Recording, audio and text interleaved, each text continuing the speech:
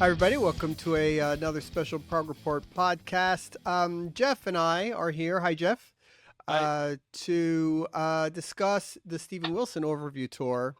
As you can see right above my head, that's a picture from the London Palladium show. I was at the first London Palladium show as we were recording this about a week ago or so, and Geoff was at a recent show in Manchester a few nights later.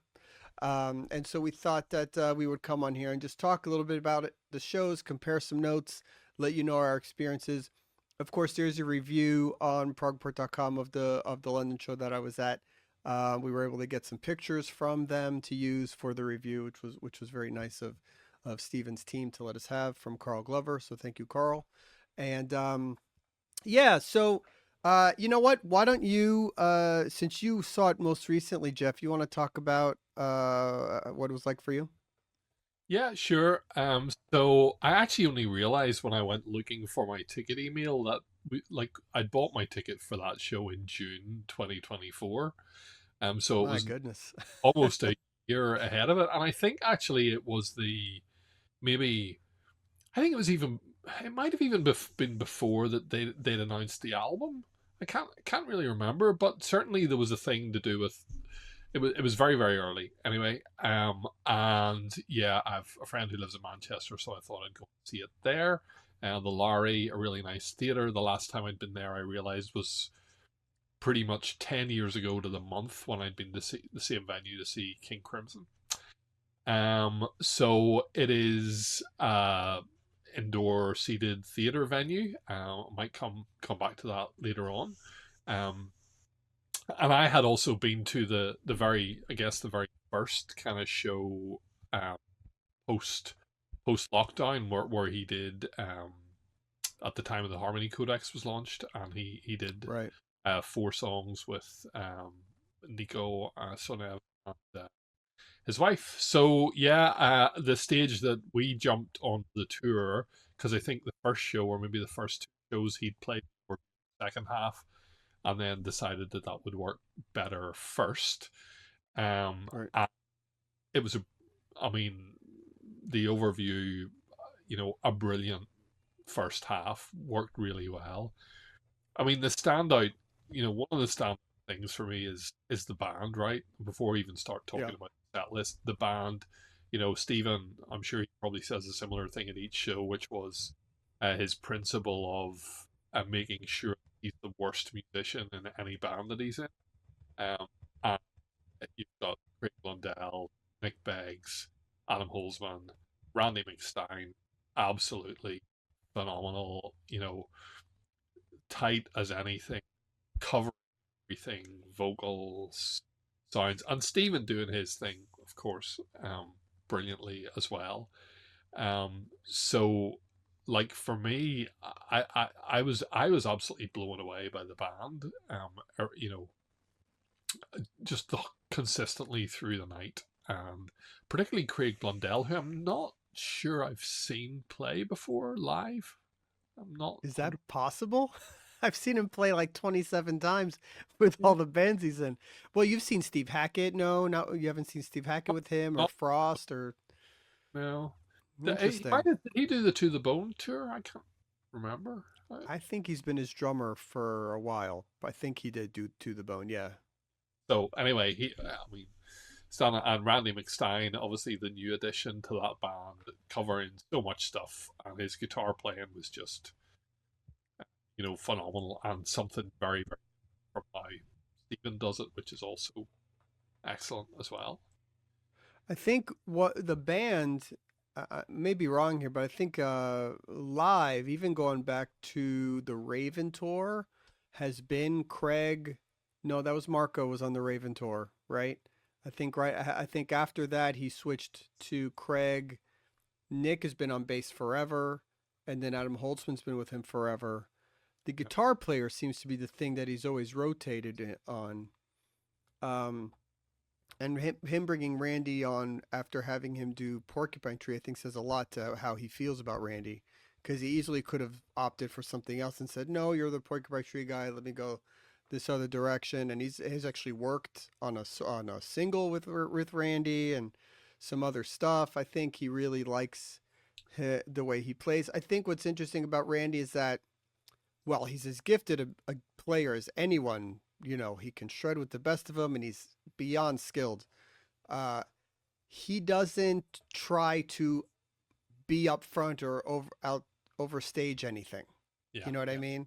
yeah, And he blends into the band, and he's within the songs, and I feel like that has to be what Steven appreciates a lot.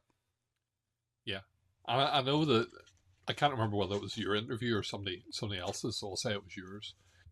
He talks about his approach, not just guitar technique, but how it sounds, Right. and that very very much fits into Stephen Wilson world, for sure. And yeah, a great, some really really good vocal moments as well. Yeah, Throughout, he's a great singer. Sure, get him that helps a lot. Beggs as well, who can certainly sing too. So yeah, no, I think, yeah, I had a similar feel of the show. I think somebody asked me about Adam Holtzman and the band as well, and I was actually thinking, no disrespect to Adam at all, because again, all of them are amazing and all of them are the top of what you can possibly do. I was trying to think of some moment where he sort of had a standout moment, like a solo or something, and I struggled to sort of come up with that. I think he also sort of blended into the music. I think the one who stood out to me the most, maybe it's just because of the nature of the instrument, was Craig Blundell, who I just seemed to look at the entire time, well, because he's so amazing. two things about Adam. Number one, there was a very nice speak sort of over to the right, so it was a big speaker stack. So I didn't actually see Adam Yeah, until the very end. However, what we got, which you didn't get, um, was Home Invasion and Regret number 9. It certainly has a big feature for Adam, uh, yeah. and that's, well, the set list obviously, not skipping for the review, but we can probably come back and talk about it. It seemed to have it seemed to have settled in a format which was set to starts with a harmony codex with Stephen basically playing solo. In my show, he then did King Ghost again, virtually solo. There then seems to be the bit that changes, um, and I got Home Invasion and Regret number 9 in that Right. spot, which for me, as a massive Hand Calendar Raise fan, was just excellent. Um, and then the rest of the set was pretty much, No, I there were think still a few changes. There were still a we few changes because you got got Pariah, Pariah and Pariah, which Impossible Tightrope. an Impossible Tightrope, which for me was that was the high point of the show. That was, and again, it's a bit of a standing joke within us how much I love the Harmony Codex more than other people do. In fact, I'm never without my little bit, and but you know, seeing them play that live was just absolutely phenomenal. Pariah, they had Nanette projected onto the screen, and they played her vocal, and it's just such an incredibly um, beautiful song. Dislocated Day, again, one of the surprises. I guess by the time we got to see it, we'd already set list peaked, so we knew it was coming. But fantastic deep cut, and then the one that came into the set between your show and my show was Abandoner from Insurgentes, the first solo album. So we had Abandoner and then Harmony Korine before Vermilion Core at the end.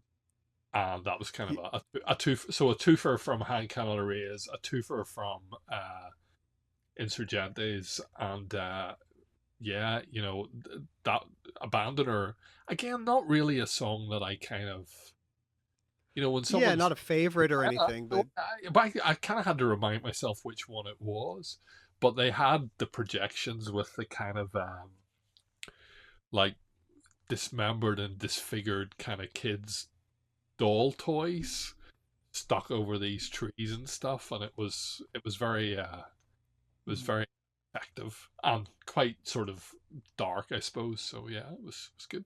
Well, going back to the very first couple of shows he did, where we were looking at the set list, and some of it was still fine, but it was to me it felt like he was leaving out some of like he doesn't have hits. He talks about saying how he doesn't have hits, but in his own little world, certain things are the fan favorites, if you will, that almost are hits. Like, and Raven that refused to sing is certainly among those. And more stuff from Hand Cannot Erase would lie in that. Home Invasion, I think, is certainly one.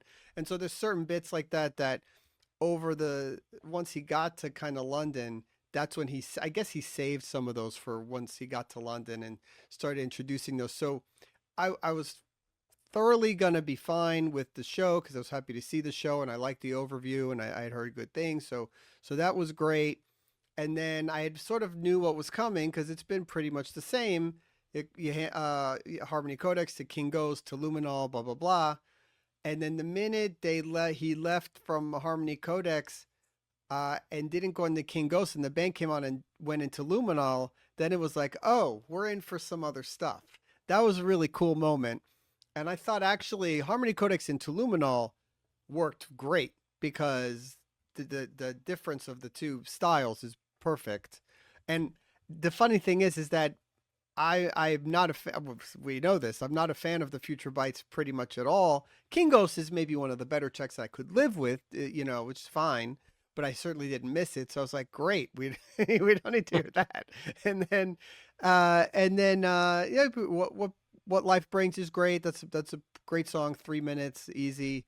But then he had previous many shows dropped the two songs that he had done from Grace for Drowning, and he brought them back. And he goes on to say, we're only playing them here at this one London show, and that's it, because he had Theo Travis with him in the audience to come on and join and play on those two songs. And he actually also plays on the overview track. So that was really cool because I love that album. So that was really neat to get to see.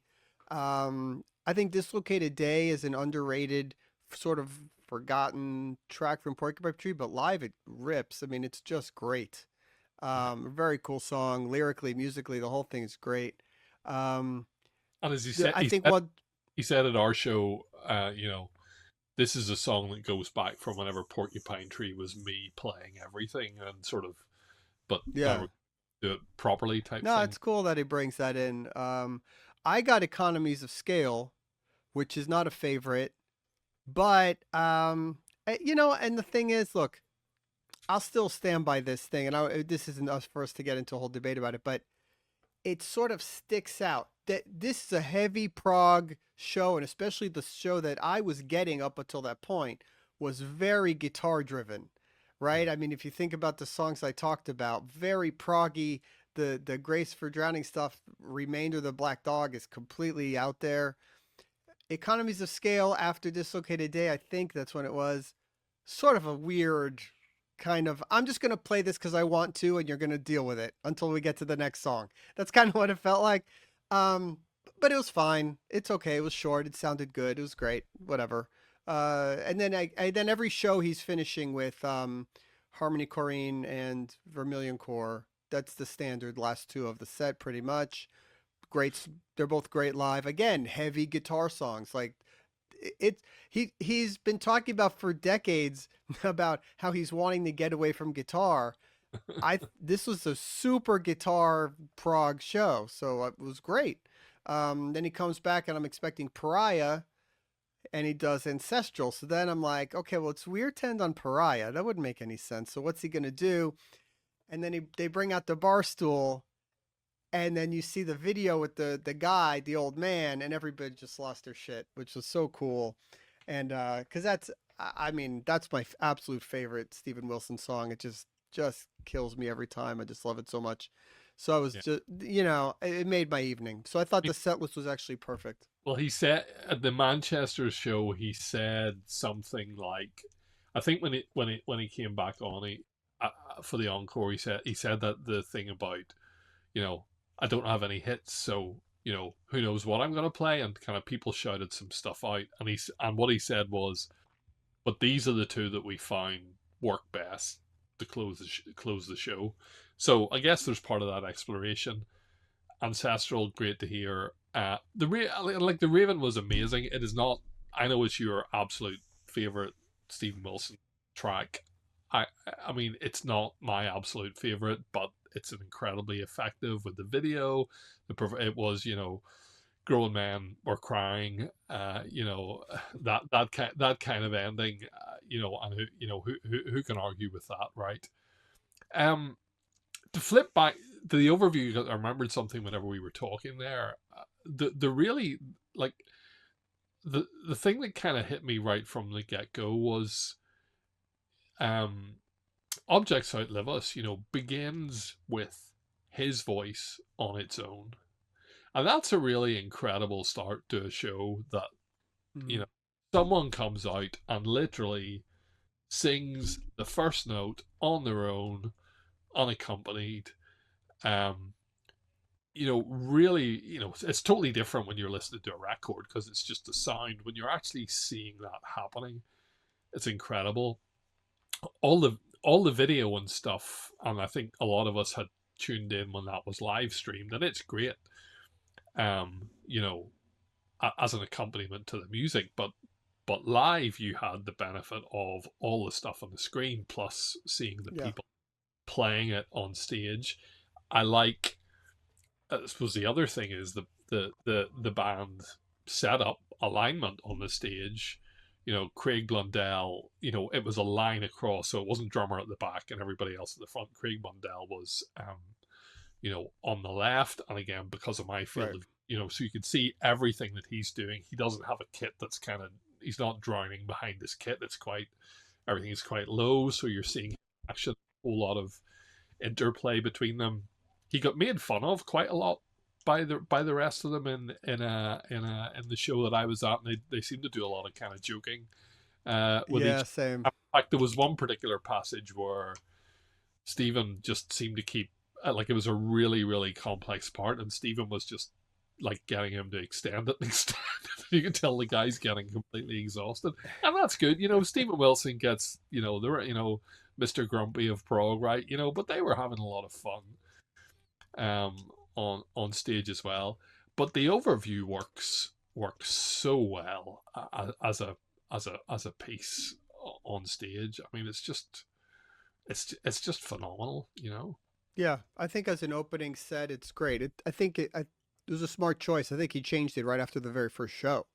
Yeah, I do think it would have been weird because you have all the sort of the more well-known, heavier things in the beginning, and then that whole second set would have been this album, which is not, it just ebbs and flows from like different parts, and it's not stuff everyone knows. So I think opening with it was great, and the title track itself, you know, the beginning, the first 5 minutes with the talking and all that kind of stuff.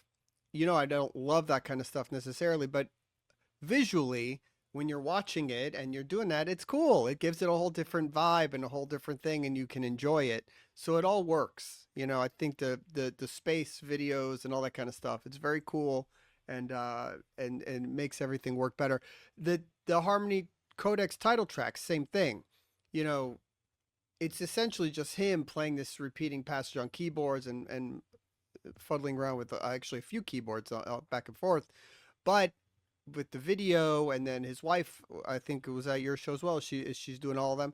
Comes out and does the narration during the part, and you get more of a performance aspect of it, which I think just makes it work better. It's not boring in that way. So yeah, I even enjoyed the songs that I don't particularly love. I still was able to enjoy it. I think much more in a live setting. yeah. Rotan was it was just a recording at our show, but Oh, okay, yeah. So she was yeah, at the London one. yeah. And I had the benefit of the comedian Well, Baptiste, Clinton Baptiste. I Clinton mean, I think Baptiste. That was an interesting one. I'd never heard of him before. Obviously, he's very very British, and I guess he sort of plays a character or whatever. It was fine. It was a weird fit to have any comedian, never mind him, at this show. I think I don't know what maybe the attempt is to just lighten it up before it gets kind of dark into 3 hours of Prague. Well, I mean, Um, each of the four comedians are very very different. But I mean, he's the one. I mean, Stephen has act. I mean, Clinton Baptiste has a podcast that is a bit of a spoof thing. But Stephen Wilson was on it talking oh, is very he?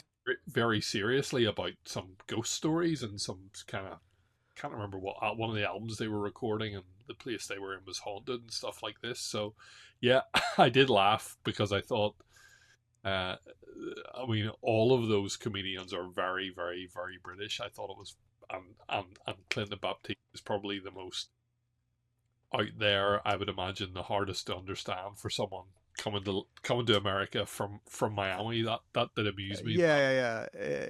It was here and there. I missed a few words, but it was fine. It didn't Wasn't bother me much. wasn't for sure. He did about maybe 15 minutes or so. It wasn't a whole thing to sit through, and it was fine. Some people seemed to enjoy it, so it was all good. But yeah, I listen. It was great. I've had the chance to see Steven now. I want to maybe solo wise. This was the fifth show I've seen. I'm gonna guess something like that. And uh, yeah, a really nice venue. Being at the Palladium, which was really cool. A nice historic kind of place. You see great from anywhere. It's not too huge. World Press Um, Astonishing held in that very venue. So I mean, it's here. it So works perfect. it's fun. And then One of my friends had been uh at almost Patrick had been at almost all of the shows. The only one he'd missed was I think he decided not to go to Glasgow, or he had tickets for something else. I think the night, and was furious that he'd missed Abandoner. So he was delighted when it was played, and I think he was at the two shows this week at the Palladium as well. I oh wow, saw, has he seen a bunch? yeah, no, well, he's basically seen all the tour apart from one show, I think. Um, but I see he also dropped in uh, part of Voyage 34, which I kind of I have a certain fondness for it. That's coming in the set. So I mean, they have played, that I was trying to work it out earlier on, but that kind of variable portion between your show and my show was probably like about like it's near enough a half hour, of music in an Yeah, already an already long show. So they've obviously put an absolutely phenomenal amount of work in it to enable that sort of variation to happen. Um, and there's very few bands do that these days because of the whole thing of all the videos tied in and the lights are tied in, and it's just easier to kind of stick to the same set. So hats off to them for actually doing that yeah. and introducing that element of, well, you don't quite know what, yeah, you've seen the set list, but you don't quite know exactly what you're going to get tonight. That's a fun thing, I think. That Yeah, I think that's a great way to do it. I think the encore is set. I think those two songs work perfectly as representing his major stuff. Those two albums at the end, and then you get a random mix of a few songs here and there. That's the way to do it. I think it's perfect. yeah. Yeah. What's your Um, next gig? my next gig is well, it's not Prague. That's all I say. Confess. I don't know the answer, so I'm going to see Weezer in a few days. So I there you go. And actually, I was in London. I should confess, the very next night after Stephen Wilson, I saw 21 Pilots at the O2, and it was a phenomenal, epic, very cool show. I have to yeah. say, they put on And, a good show. and you going to see Stephen Wilson meant you actually foregoed going to see your other major idol, Gary Barlow, Well, in the Royal yes. Albert Hall. Well, Most people in America will be going, who? most people in America would be going, "Who about both of them?" But yeah, no, I definitely chose the Prague show. That was an easy decision. All kidding aside. My next one is proggier than prog. It's the Flower Kings and Neil Morse and the Residents. Ah, that's a In nice one. Yep. a, you know, All right. Oh, we should give a little tease. We have a wheel of I guess we can call it Prague or Wheel of Rock. I don't know. We have a wheel episode coming with the return of a very special guest. That's all we'll say. It's coming up very, very soon. So, keep an eye out for that. All right, my friend. I'll see you again very soon. Thank you, everybody. We'll see you again. Bye. Hey, thanks for checking out the podcast. Don't forget to subscribe to our YouTube channel, wherever you get your podcasts. Follow us on all our socials and ProgReport.com. And we'll see you all again real soon. Thanks.